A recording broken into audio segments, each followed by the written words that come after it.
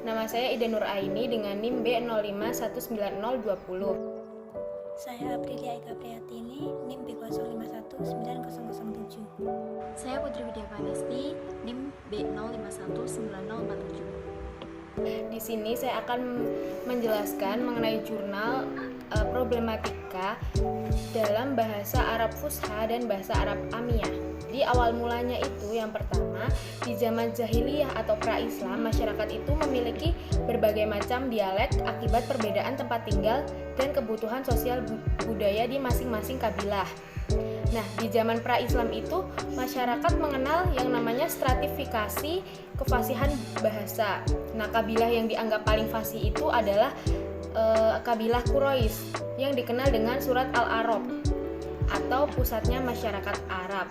Kefasihan bahasa Quraisy ini ditunjang oleh yang pertama itu tempat tinggal mereka yang secara geografis itu berjauhan dengan negara-negara bangsa non-Arab dari segala penjuru. Nah, hal ini pula yang menyebabkan kabilah Quraisy mempelopori kekuasaan politik, ekonomi, agama, dan seluruh kabilah Arab itu merumuskan yang namanya lingua franca yang dijadikan sebagai bahasa lintas kabilah. Nah, lingua franca ini, antar kabilah inilah yang di zaman pra-Islam disebut dengan bahasa Fusha.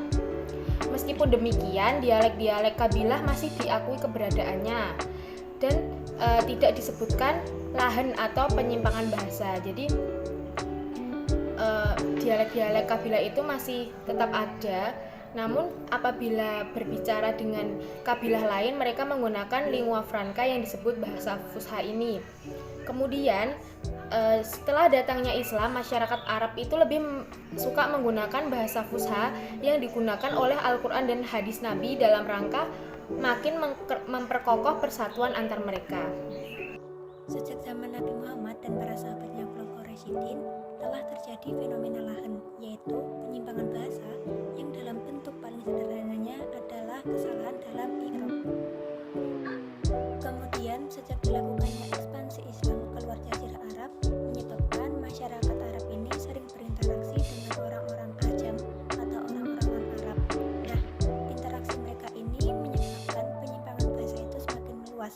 Penyimpangan ini bukan hanya dalam bentuk bahasa lisan, tetapi juga bahasa tulisan. Nah, untuk membendung penyimpangan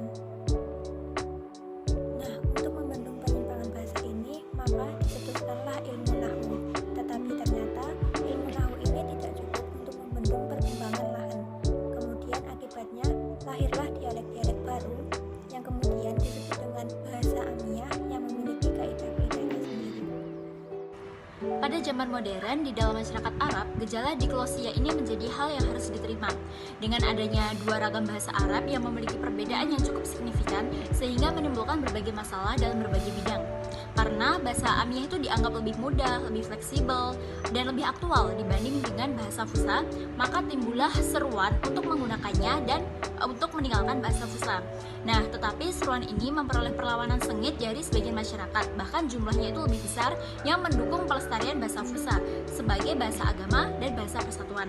Nah, untuk mengatasi masalah itu, maka diperlukan untuk dilakukan perbaikan dalam hal pembelajaran bahasa Arab secara umum, khususnya mengenai penyajian tata bahasa Arab Fusha yang lebih disederhanakan. Kemudian memperbaiki strategi dan media pembelajarannya, memperbanyak buku-buku bacaan sederhana untuk anak dalam berbagai bidang dalam bahasa Fusha, dan lain sebagainya. Sekian video dari kelompok kami. Syukron. Wassalamualaikum warahmatullahi wabarakatuh.